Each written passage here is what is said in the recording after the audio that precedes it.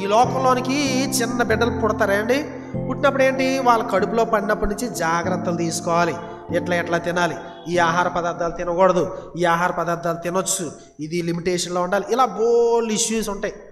పుట్టిన తర్వాత ఏం చేస్తారండి పిల్లలు? పుట్టగానే అమ్మ నాకు ఆకలేస్తుంది, కొద్దిగా భోజనం తీసిరా అని చెప్తారా? కేరమని ఏడుస్తారు అంతే, అంతకు మించి వాళ్ళకి ఏ రాదు. తెచ్చిన తర్వాత తినగలరా? పాలు తాగగలరా? తాగలేరు. ఆకలికి తల్లి మీద ఆధారపడతారు. 1, 2 పోసుకుంటారు. ఆ బట్టలు మార్చడానికి, శుభ్రం చేయడానికి తల్లి మీద, తండ్రి మీద ఆధారపడతారు. ఈ లోకంలో పుట్టే ప్రతి పిల్ల కూడా ఇతరుల యొక్క, తోటి మానవుల యొక్క తల్లిదండ్రులు కావచ్చు, తాతయ్య అమ్మమ్మలు కావచ్చు, నానమ్మలు కావచ్చు, ఇంకోలు కావచ్చు, అంకుల్స్ ఆంటీస్ కావచ్చు, వాళ్ళ యొక్క దయ్య మీద ఆధారపడిన వారు. వారంతటా వారు ఏమీ చేయలేరు. చేయగలిగిందల్లా ఏడడం అంతే.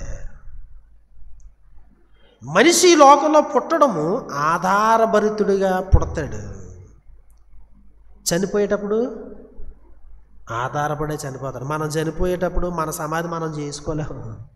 మనం ఆధారపడాలి, దేవునిపై ఆధారపడాలి. మనిషిపై ఆధారపడమే చేతగానోళ్ళకి దేవుడి మీద ఆధారపడడం ఏమవుతుందో చెప్పండి?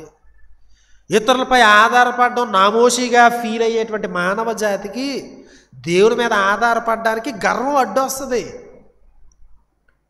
ప్రభువా నాకు ఇది చేత కాదు, నువ్వు లేకుండా నేను ఈ పని చేయలేని ఎట్లా చెప్పగలవు? నువ్వు ప్రార్థన చేయడం ద్వారానే. సో కాబట్టి ప్రార్థించాలి.